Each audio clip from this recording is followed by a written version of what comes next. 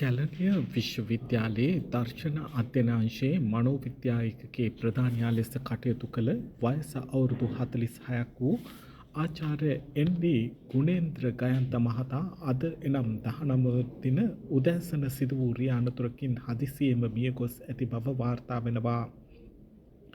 පවුලේ සමාජිකයන් සමග යාපනයේ ප්‍රදේශයේ සංචාරයක නිරත වී ආපසු පැමිණෙන අතරතුර මීරිගම ප්‍රදේශයේදී මධ්‍යම අධිවේගී මාර්ගයේ 48.5 ස්ථානයේදී මෙම අවාසනාවන්ත සිදුවීම වාර්තා වී තිබුණා. කුරුණෑගල දෙසින් මීරිගම දෙසට ධාවනය කරමින් රියදුරකු පැද වූ වෑන් රථය ඔහුට පාලනය කර ගැනීමට නොහැකිව එම දිශාවට ඉදිරියෙන් ගමන්ගත් ලොරි රථයක පිටුපස ගැටී තිබෙනවා. එහි ගමන්ගත් ආචාර්ය ගුණේන්ද්‍ර ගයන්ත ඇතුළු 7 දෙනෙකු තුවාල ලබා සියලු දෙනාම මීරිගම රෝහලට ඇතුළත් කිරීමෙන් අනතුරුව ආචාර්ය ගුණේන්ද්‍ර ගයන්ත මියගොස් තිබෙනවා.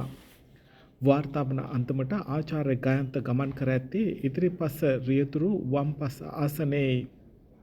ආචාර්ය ගයන්ත මහතා කැලණිය හා ශ්‍රී ජයවර්ධනපුර යන විශ්වවිද්‍යාල දෙකෙහිම සිසුන් අතර ඉතා ජනප්‍රිය සහ ගෞරවාදරයට පාත්‍ර වූ ආචාර්යවරයෙක් ලෙස ප්‍රකට වූ අතර විශේෂයෙන්ම ඔහුගේ නිහතමානී ස්වභාවය මානසික ආකල්ප හා ශිෂ්‍යයන් සමග පැවති මිත්‍රශීලී සම්බන්ධතාවය නිසා බොහෝ දෙනාගේ හදවත් තුළ සුවිශේෂී තැනක් දිනාගෙන තිබුණා.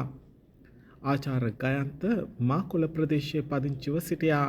ඔහු තිදරුපියෙකු වන අතර එම තිදෙනාම දෙහැවරදි තුන් නිවුන් දරුවන් වීම විශේෂත්වයක්. ආචාර්ය ගයන්ත මහතා දකුණු පළාතේ බෙරියත්ත ප්‍රදේශයේ උපත ලැබූ අතර ශ්‍රී ජයවර්ධනපුර විශ්වවිද්‍යාලයෙන් උපාධිය ලබාගෙන තිබෙනවා. පසුව එම විශ්වවිද්‍යාලයෙන්ම මනෝවිද්‍යාව පිළිබඳව ආචාර්ය උපාධිය සම්පූර්ණ කර තිබුණා. ශ්‍රී ලංකා මානසික සෞඛ්‍ය පදනමෙන් උපදේශන මනෝවිද්‍යාව පිළිබඳව ඩිප්ලෝමාව සහ මනෝචිකිත්සාව පිළිබඳව උසස් ඩිප්ලෝමාවද ලබාගෙන තිබෙනවා.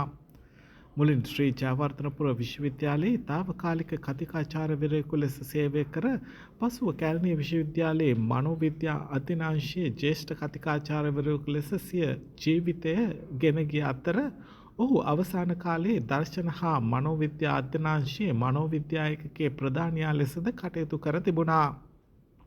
ඔහුගේ ඉගැන්වීම් ක්‍රියාවලියට අමතරව ආචාර්ය ගයන්ත මහතා ප්‍රේරණාත්මක කතිකයෙකු ලෙසද උපදේශන මනෝවිද්‍යාව සහ මනෝචිකිත්සාව පිළිබඳ විශේෂඥයෙකු ලෙසද ක්‍රියා කර තිබෙනවා. ආචාර්ය ගයන්ත මහතාගේ අභාවය පිළිබඳ පුවත පැතිර යාමත් සමගම විශ්වවිද්‍යාල ශිෂ්‍යයන් සහ හිටපු ශිෂ්‍යයන් රැසක් සමාජ මාධ්‍ය ඔස්සේ ඔහුගේ මතකයන් අවදි කරමින් ශෝක පණිවිඩ නිකුත් කර තිබෙනවා. ඒ අනුව ඔහු හුදෙක් දේශකවරයෙකුට වඩා ඔබට ගිය මානුෂීය හදවතක් තිබූ ආදරණීය ගුරුවරයෙකු ලෙස බොහෝ දෙනා විසින් සිහිපත් කරනු ලැබෙනවා. දේශනවලට එනකොට හරිම සරල හිනාවකින් විහිළුවක් කරගෙන ඇතුළට ඇවිත් දේශනේ ඉවර වෙන කල්ම අපිට යාළුවෙක් වගේ හිතවත් උගන්වපු ඔබේ ඒ සරල හිනාව ජයවර්ධනපුර සරසවියේ කැලණිය හෝ ඔබ ඉගැන්වූ වෙනත් කිසිදු ආයතනයක සිසුන්ට නැවත විඳින්නට නොලැබීම මහත් දුකක් යනුවෙන් හිටපු ශිෂ්‍යෙක් පවසලා තිබුණා. තවත් සිසුවෙක් පවසන්නේ විශ්වවිද්‍යාලයෙන් ඉවත් වී වසර ගණනක් ගත වී තිබුණද තමන්ගේ සමාජ මාධ්‍ය පළ කිරීම හා උපන්දින සුබ පැතුම් වලට සෑම විටම ප්‍රතිචාර දක්වූ ප්‍රියශීලී ගුරුවරයෙකු ලෙස ඔහු සිහිපත් කරන බවයි. තවත් ශිෂ්‍යෙක් මෙසේ අදහස් දක්වා තිබුණා. අසාමාන්‍ය මනෝවිද්‍යාව විෂය ගැන්වූ අපේ සර් පුදුම නිහතමානී මනුසත් ගුණදම් පිරුණු දක්ෂ ආචාර්යවරයෙක්. ගිය ඉරිදා අන්තිමට අපි විභාගයට ලිව්වේ සර්ගේ ප්‍රශ්න පත්‍රය. මේ සිදුවීම තාමත් හීනයක් වගේ. ගොඩක් හොඳ මිනිසුන්ට ඉක්මනින්ම යන්න වෙන එක පුදුමයක්. ආචාර්ය ගයන්ත මහතා විශේෂයෙන්ම ළමුන් කෙරෙහි විශේෂ ආදරයක් දක්වූ බව හිටපු ශිෂ්‍යයන් මෙසේ සිහිපත් කරනවා. මට මතකයි ඔයා හැමදාම හම්බුනහම මට කියන දෙයක්. සර් අපිට ළමයි ආදරේ නේද? ළමයින්ගේ විතරක් නෙමේ. ඔයා අපෙත් ආදරණීය සහෝදරයෙක්. විශ්වවිද්‍යාල ප්‍රජාවෙන් ලද තොරතුරු අනුව ආචාර්ය ගයන්ත මහතා පවුලේ සමාජිකයන් සමග යාපනයේ විනෝද චාරිකාවක නිරත වී ඇති අතර එයින් ආපසු පැමිණෙන අතරතුර මීරිගම ප්‍රදේශයේදී මෙම හදිසි රිය අනතුර සිදු වී තිබෙනවා. අනතුර පිළිබඳව වැඩිදුර විස්තර මේ වන විට වාර්තා වී නැහැ.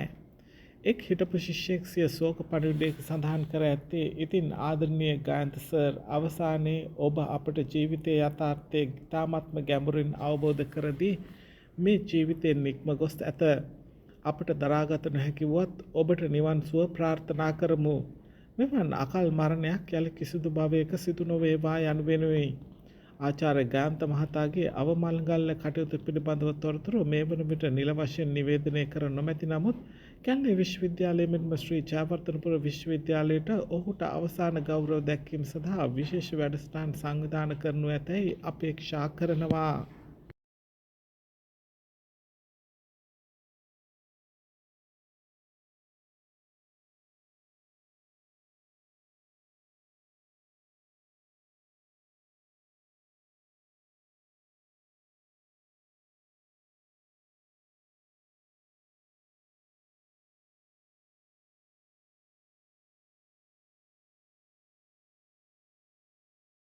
යාළුවනේ ඔයාලා තවම අපේ channel එක subscribe කරලා නැද්ද? එහෙනම් subscribe button එක ඔබලා subscribe කරන්න. සීනුව සලකුණ ඔබලා දිනපතා අපගේ නව වීඩියෝ බලන්නත් ඔබට අවස්ථාව තියෙනවා.